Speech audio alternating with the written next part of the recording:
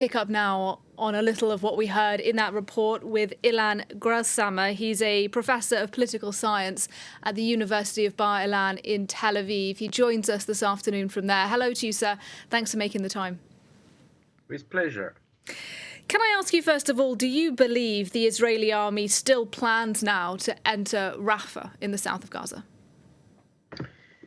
I don't know exactly, but I think that they did not renounce going to Rafa and trying to eliminate what remains from Hamas military force. I am not sure Israel will enter Rafa, but this is a strong possibility. And that would suggest, wouldn't it, that American pressure on this Israeli government is having some impact? Yes, certainly. I think that if Israeli forces came back to the Israeli territory today and evacuated most of the Gaza Strip, it is foremostly because of the pressure of the United States, of Joe Biden. And also concerning Rafah, I think there is not something like an interdiction or that Biden forbids entering into Rafah, but the demand of the Americans is that, first of all the civilians, around a million civilians who are in Rafah, be evacuated to other parts of the Gaza Strip. So there is a strong pressure of the United States on Israel, and we can see certainly the effects, the influence of these pressures. And is that what you think we're seeing now? Is that why, in your view, the Israeli army has pulled out of the south of Gaza, or is that nothing to do with international pressure? No, it has to do with international pressure. That's obvious. When we say international pressure, we should say American pressure, because it's not the pressures of the Europeans, France or England, which play a role. No, Israel is really dependent of the United States, mainly for the arms and for the armament and replacing bombs and things like that. And so we have to listen very carefully to what the Americans say. And when you see that suddenly Israel pulls out its forces from Gaza today, of course it is linked to discussions and pressures of the Americans.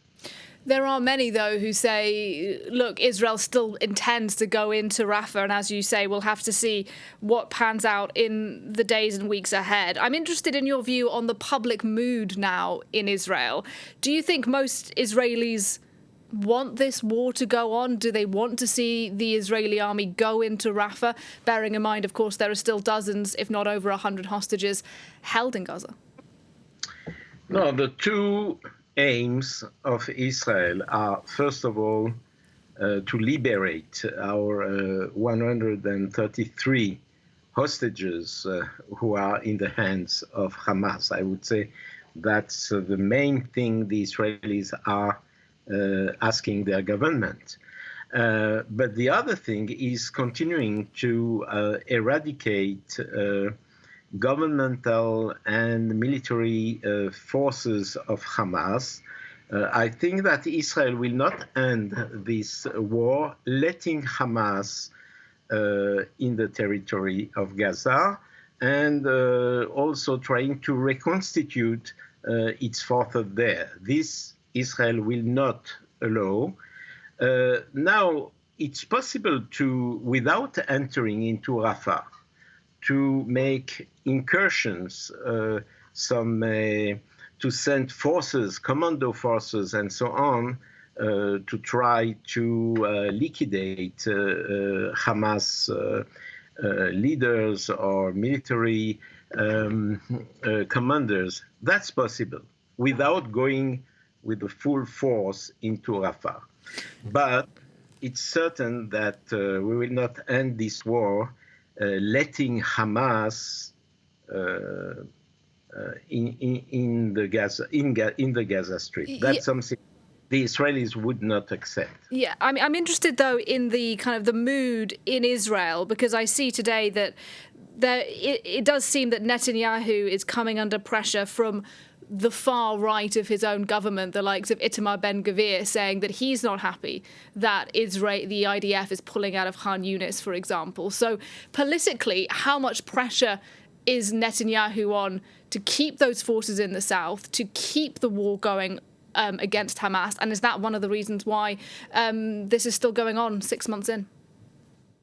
No, Netanyahu is under a very, very strong, very heavy pressure, but not only from the extreme right. He's presently being attacked by nearly all political parties and political forces in Israel. I think he's in a very bad situation. All the polls indicate that if elections were to take place now, he would lose them terribly, in a terrible manner.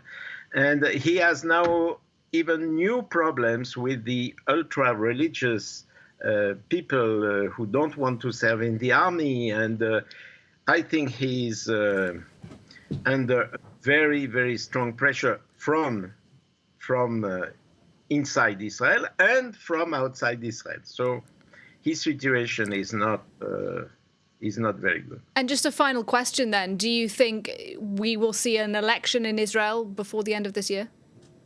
I do believe so. It's difficult to say if the new elections will take place in September, October, December, or before, maybe. But it is absolutely obvious that this government, the Netanyahu government, will not last very long.